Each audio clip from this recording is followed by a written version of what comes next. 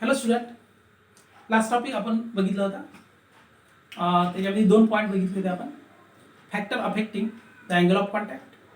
Second पॉईंटमध्ये बघितलं होतं आपण effect of impurities and temperature on the surface tension. Okay, तर पहिला जो पॉईंट आहे factor affecting the angle of contact, याच्यामध्ये पहिला फॅक्टर आपला कोणता होता तर nature of liquid and solid in a contact. तर लिक्विडचं नेचर, काही लिक्विड पार्शियली वेट करतात, काही लिक्विड डज नॉट वेट करतात आणि काही लिक्विड कम्प्लिटली वेट करतात. ओके, तसं आता पार्शियली वेट करणारे जे लिक्विड्स आहेत जसं केरोसिन आहे, फिनॉल आहे, तर यांच्यासाठी अँगल ऑफ कॉन्टॅक्ट जो आहे तो ॲक्यूट असतो. That is theta is less than 90 degree. आणि लिक्विड मेनिस्कस जी आहे ती कशी असते तर ती असते कॉन्केव्ह. लिक्विड मेनिस्कसमध्ये कॉन्केव्ह फॉर्म. जे लिक्विड डज नॉट वेट करणारे आहे जसं मर्क्युरी आहे, त्यासाठी अँगल ऑफ कॉन्टॅक्ट थीटा जो आहे तो ग्रेटर दॅन 90 डिग्री असतो. आणि लिक्विड मेनिस्कस जी आहे ती असते कॉन्व्हेक्स. जे लिक्विड कम्प्लिटली वेट करणारे आहेत त्यांच्यासाठी अँगल ऑफ कॉन्टॅक्ट जो आहे तो 0 डिग्री असतो. आणि लिक्विड मेनिस्कस जी आहे ती असते प्लेन. ओके, हा होता फर्स्ट फॅक्टर. सेकंड फॅक्टर होता इम्प्युरिटीचा. एखाद्या लिक्विडमध्ये इम्प्युरिटी प्रेझेंट असेल तर त्याच्यामुळे अँगल ऑफ कॉन्टॅक्ट जो आहे तो चेंज होतो. आता तो नेक्स्ट पॉईंट आपण बघितलाच होता की सॉल्युबल इम्प्युरिटी स्प्रँगली सॉल्युबल असेल किंवा अनसॉल्युबल असेल. ओके, तर याच्यामुळे काय होते की सरफेस टेन्शन जर समजा डिक्रीज झालं तर अँगल ऑफ कॉन्टॅक्ट सुद्धा काय होतं डिक्रीज होतं. ते डिपेंड आहे त्या इम्प्युरिटीवर. नेक्स्ट म्हटलं तर आपण टेम्परेचर चेंज झालं तर अँगल ऑफ कॉन्टॅक्ट सुद्धा चेंज होतं. म्हणजे जसं टेम्परेचर इन्क्रीज केलं तर काय होतं की सरफेस टेन्शन डिक्रीज होते आणि म्हणून अँगल ऑफ कॉन्टॅक्ट सुद्धा डिक्रीज होतं.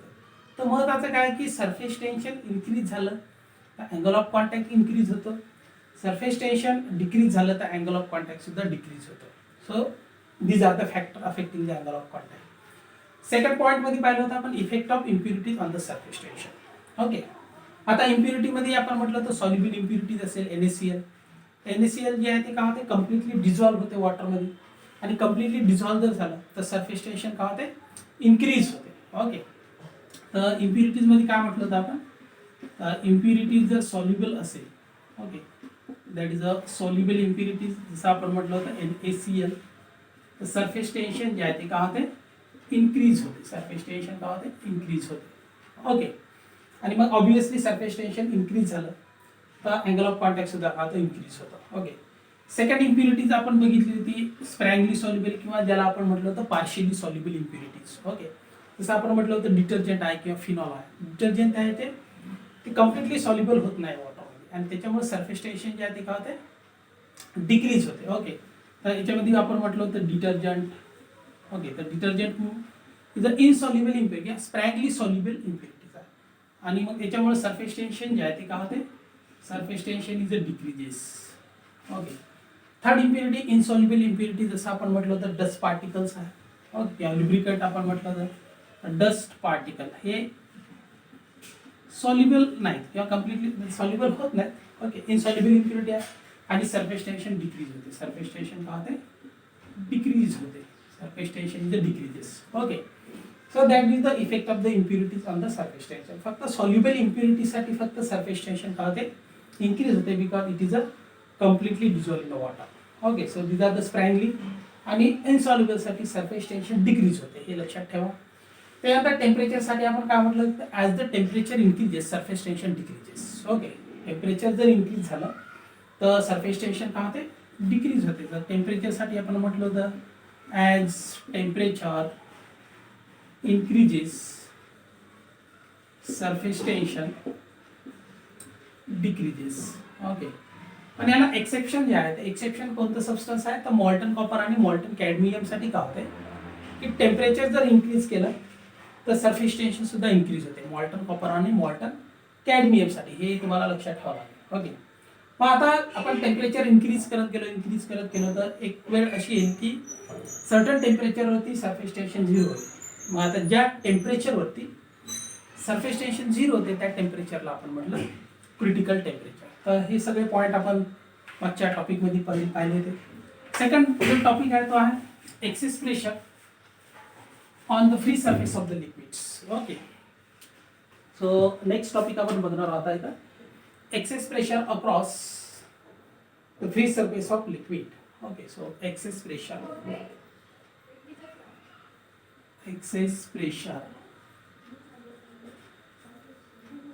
across the free surface of liquid. Okay, तर आपल्याला माहित आहे की on every molecule the force due to the surface tension is exert. लिक्विडच्या प्रत्येक मॉलिक्युलवरती force due to surface tension जो आहे तो एक्झर्ट होतो. And the direction of this force due to the surface tension is along the tangent. Okay, तर आपण एखाद्या फ्री सरफेस ऑफ लिक्विडवरती इमॅजिनरी लाईन जर ड्रॉ केली, ओके, अशी इमॅजिनरी लाईन जर समजा आपण ड्रॉ केली on the free surface of the liquid, okay, तर या इमॅजिनरी लाईनवरती हा force due to the surface tension कसा एक्झर्ट होतो, तर on either side at a right hand, on either side at a right hand, म्हणजे along the tangent हा या फोर्सची डायरेक्शन असते. Okay, but the direction of the resultant force due to the surface tension is depend on the shape of this liquid surface. लिक्विडचा shape जसा आहे तर त्याच्यावरती या रिझल्टंट फोर्सची जी डायरेक्शन आहे ती डिपेंड असते. ओके, आणि म्हणून आपण एक्सेस प्रेशर बघत असताना आपण दोन फोर्स कन्सिडर करणार आहोत. तर पहिला जो फोर्स आहे resultant force due to the surface tension, त्याला डिनोट केलेला आहे एफ न. Okay, so that is F bar T. आता resultant force due to surface tension. आणि दुसरा जो फोर्स आहे तो आहे force due to the atmospheric pressure. आता लिक्विड सरफेसच्या वर ॲटमॉस्फिअर आहे आणि ते ॲटमॉस्फिअरमुळे ॲटमॉस्फिअरिक प्रेशर एक्झर्ट होते हे आपल्याला माहित आहे. आपल्याला माहिती आहे की प्रेशर इक्वल्स टू, प्रेशर म्हणजे फोर्स पर युनिट एरिया. आता ॲटमॉस्फिअरिक प्रेशर असेल तर ॲटमॉस्फिअरिक प्रेशरमुळे सुद्धा फोर्स जो आहे तो एक्झर्ट होतो. आणि मग त्या फोर्सला काय म्हटलं की the resultant force due to the atmospheric pressure, त्याला डिनोट केला आहे एफ बार ए ला, A for atmospheric. Okay, so resultant force due to atmospheric pressure. तर हे दोन फोर्स जे आहे हे दोन फोर्स आपल्याला कन्सिडर करायचे आहे. सेकंड आपल्याला दोन मॉलिक्यूल कन्सिडर करायचे आहे, लिक्विडचे molecule just above and just below the liquid surface. Okay, तर हे दोन मॉलिक्यूल आपण कन्सिडर करा. आता एखादा प्लेन सरफेस जर असेल, ओके, सो प्लेन सरफेस. मग आता समजा प्युअर वॉटर आपण ग्लासमध्ये जर घेतलं, ओके, तर प्युअर वॉटर समजा आपण ग्लासमध्ये घेतलं तर लिक्विड मेनिस्कस जी आहे ती असेल प्लेन. लिक्विड मेनिस्कस कशी असेल, ती असेल plane. Okay, so let we consider the two molecule of the liquid. आता लिक्विडचे मॉलिक्यूल आहे, एक आहे जस्ट अबव आणि एक आहे just below. So molecule A is just above the free surface आणि molecule B just below the free surface of the liquid. Okay, तर हे दोन मॉलिक्यूल आहे आणि हे लिक्विडचे मॉलिक्यूल आहे. आता डायग्राम मध्ये हे दूर दूर जरी दिसत असेल तर दोन लिक्विड मॉलिक्यूल, एक जस्ट अबव कन्सिडर केला आणि एक just below. Okay, so there is a no difference between the level. यांच्या लेवलमध्ये डिफरन्स नाही आणि म्हणून यांच्यामुळे कोणताही प्रेशर डिफरन्स सुद्धा तो क्रिएट होत नाही. Pressure difference is zero due to this two liquid molecule. Okay, आता काय होईल की ॲटमॉस्फिअरिक प्रेशरमुळे जो रिझल्टंट फोर्स एक्झर्ट होणार आहे एफ बार टी, तो फक्त मॉलिक्यूल ए वरती होईल. म्हणजे the force due to the atmospheric pressure will be exert on molecule A. तो मॉलिक्यूल बी वरती एक्झर्ट होणार नाही, कारण मॉलिक्यूल बी जो आहे तो just below the liquid surface आहे आणि याच्यावरती कोणता फोर्स एक्झर्ट होईल, तर याच्यावरती फोर्स एक्झर्ट होईल resultant force due to the surface tension F bar T. Okay, so आता just below the liquid surface जेवढे काय मॉलिक्यूल आहे त्यांच्यावरती एक्झर्ट होणारा जो रिझल्टंट फोर्स आहे due to the surface tension तो असेल झिरो. तर रिझल्टंट फोर्स जर झिरो असेल तर याचा अर्थ काय, जे प्रेशर आहे ते प्रेशर सुद्धा काय असेल, सेम असेल. प्रेशर काय असेल, सेम. आता प्रेशर म्हणजे आपल्याला माहिती आहे की pressure equals to force per unit area. Okay, आता या लिक्विड सरफेसवरती जेवढे काही मॉलिक्युल्स असतील तर त्या सगळ्या मॉलिक्यूलवरती सेम प्रेशर एक्झर्ट होतात आणि म्हणून या लिक्विडचा सरफेस प्लेन असेल. म्हणजे याचा अर्थ काय की इथं प्रेशरमध्ये डिफरन्स असेल काय, नाही, there is a no pressure difference. आता हा resultant force due to the surface tension जो आहे तो असेल झिरो. आता याचा अर्थ आपण कन्सिडर काय केला की जेवढे काही लिक्विड मॉलिक्युल्स आहेत just below the free surface of the liquid, तर त्याच्यावरती एक्झर्ट होणारा जो resultant force due to the surface tension आहे तो काय, 0. आणि resultant force due to the surface tension जर 0 असेल तर that means the pressure is the same on every liquid molecules on the free surface of the liquid, and that's why there is a no pressure difference. Okay, so for a plane surface आपण काय लिहिणार, for a plane surface or a plane surface force due to the surface tension is 0, that is pressure is same, that means no pressure difference, no pressure difference. Okay, परत एक next method consider करू आपण. समजा या पॉइंटवरती किंवा point A वरचं pressure समजा P A असेल आणि पॉइंट बी वरचं प्रेशर पी बी असेल पी बी, आणि हे प्रेशर सेम असेल तर प्रेशर मधला डिफरन्स का होईल, तर P A minus P B equals to 0. त्याचा अर्थ काय की लिक्विड सरफेस वरती असणारे जे पॉइंट्स आहेत त्या पॉइंट वरती एक्झर्ट होणारं जे प्रेशर आहे ते सारखं, प्रेशर सारखं असेल तर प्रेशर डिफरन्स जो आहे तो 0 आहे, आणि म्हणून हा जो free surface of the liquid आहे तो कसा आहे, प्लेन आहे, आपण असंही म्हणू शकतो. ओके, तर लक्षात ठेवा, on the plane surface there is a no pressure difference because the resultant force due to the surface tension is 0. Resultant force due to the surface tension is 0, that means pressure on each point is the same. प्रत्येक point वरती असणारं pressure असेल same असेल. Okay, तर हा तुम्हाला point जो आहे तो नक्कीच लक्षात आला असेल. सेकंड सरफेस पाहू आपण, that is the convex surface. Okay, second surface साठी that is convex surface. Convex surface. Okay, तर हा convex surface, this is the liquid. Okay, आता हा जो लिक्विडचा सरफेस आहे तो कॉन्व्हेक्स आहे आणि just above the convex surface there is a liquid molecule A आणि just below liquid molecule B. हा कॉन्व्हेक्स सरफेस आहे, that means the direction of the resultant force due to the surface tension is a vertical downward. म्हणजे याच्यावरती exert होणारा जो resultant force आहे due to surface tension म्हणजेच F bar T ची direction जी आहे ती कशी असेल, डाऊनवर्ड असेल.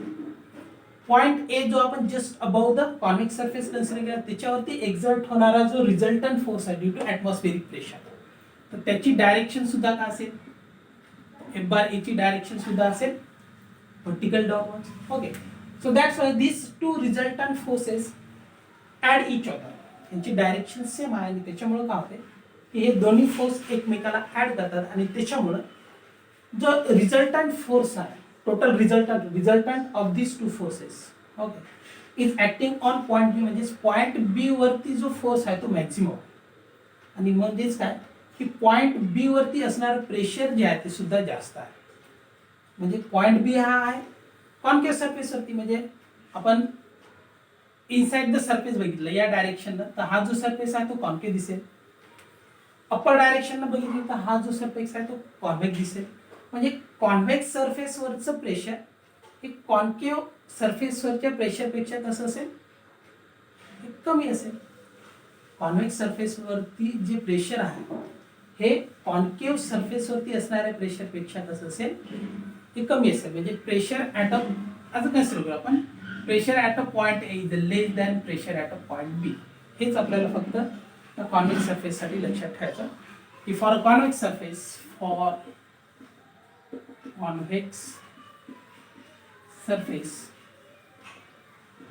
Pressure inside the convex surface is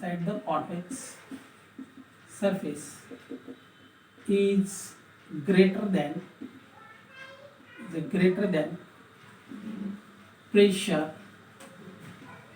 outside the convex surface.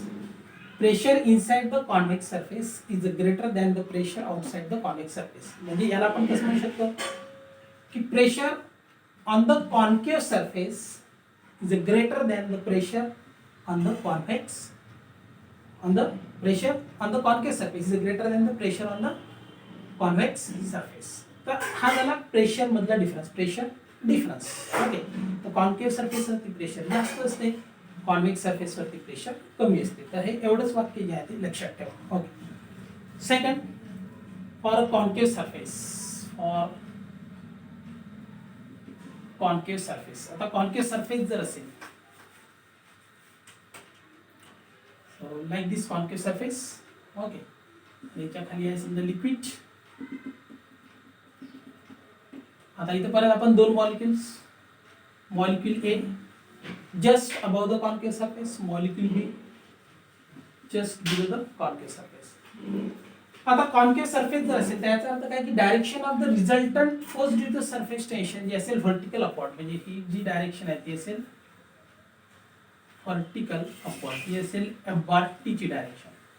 आणि आपल्याला माहिती आहे की पॉइंट ए वरती कोणता फोर्स एक्झर्ट होणार, force resultant force due to the atmospheric pressure. Point A वरती हा असेल FA ची डायरेक्शन. ओके, आता रिझल्ट हे जे दोन फोर्स आहे यांची डायरेक्शन कशी आहे, अपोजिट आहे, यांची डायरेक्शन कशी आहे, opposite. Okay, so point A जो आहे तो आहे कॉन्केव्ह सरफेस वरती. आता याचा जर रिझल्टंट आपण घेतला तर FA will be greater than FT. That's why the pressure at a point A is greater than the pressure at a point B. म्हणजे पॉइंट बी वरती प्रेशर कमी असेल, कारण याच्यावरती एक्झर्ट होणारा जो resultant force due to the surface tension आहे तो आहे व्हर्टिकल अपवर्ड डायरेक्शन ना, आणि पॉइंट ए वरती एक्झर्ट होणारा जो force resultant force due to the atmospheric pressure आहे तो आहे downward direction. So resultant of this force will be less for a point B. म्हणजे याचा अर्थ काय की पॉइंट बी वरती एक्झर्ट होणारा फोर्स कमी आहे, म्हणजे पॉइंट बी वरती एक्झर्ट होणारा प्रेशर सुद्धा कमी असेल. आता इनसाइड द लिक्विड आपण बघितलं तर हा कॉन्व्हेक्स होईल, आउटसाइड द बघितलं तर हा कॉन्केव्ह होईल. म्हणजे कॉन्केव्ह सरफेसवरचं प्रेशर हे कॉन्व्हेक्स सरफेस पेक्षा जास्त असतं. अगोदरच्या पॉइंट मधलं सुद्धा कन्क्लुजन तेच होतं, या पॉइंट मध्ये सुद्धा कन्क्लुजन काय तेच आहे की for concave surface pressure on concave surface is greater than pressure on convex surface. Okay, so that is the excess pressure across the surface of the liquid. Okay, so याच्यामध्ये महत्त्वाचे तीन point आपण पाहिले की प्लेन सरफेस असेल तर there is no pressure difference because the resultant force due to the surface tension is zero. That means for every point there is the same pressure on the plane surface. Plane surface वरती असणाऱ्या प्रत्येक point वरती pressure सारखं असते आणि म्हणून तिथं pressure difference नसतो आणि म्हणूनच तो लिक्विड सरफेस जो आहे तो प्लेन असतो. कॉन्वेक्स सरफेस साठी काय होते की the pressure on the convex surface is less than the pressure on the concave surface, आणि concave surface साठी सुद्धा आपण काय म्हणू की the pressure on the concave surface is greater than the pressure on the convex surface. Okay, तर हे जे तीन पॉइंट्स आहेत हे फक्त आपल्याला जेव्हा आपण कॅपिलरी ऍक्शन जे आहे हे एक्सप्लेन करू तर त्यावेळेस हे आपल्याला लक्षात असलं पाहिजे की एखादा प्लेन सरफेस असेल तर प्रेशर डिफरन्स नसतो, आणि कॉन्केव्ह आणि कॉन्वेक्स सरफेस साठी एकच वाक्य आपल्याला लक्षात ठेवायचं की कॉन्केव्ह सरफेस वरती प्रेशर जास्त असते आणि कॉन्वेक्स सरफेस वरती प्रेशर जे आहे ते कमी असते. So that gives pressure difference. बाकीचा पार्ट आपण नेक्स्ट व्हिडिओ मध्ये बघू. So thank you.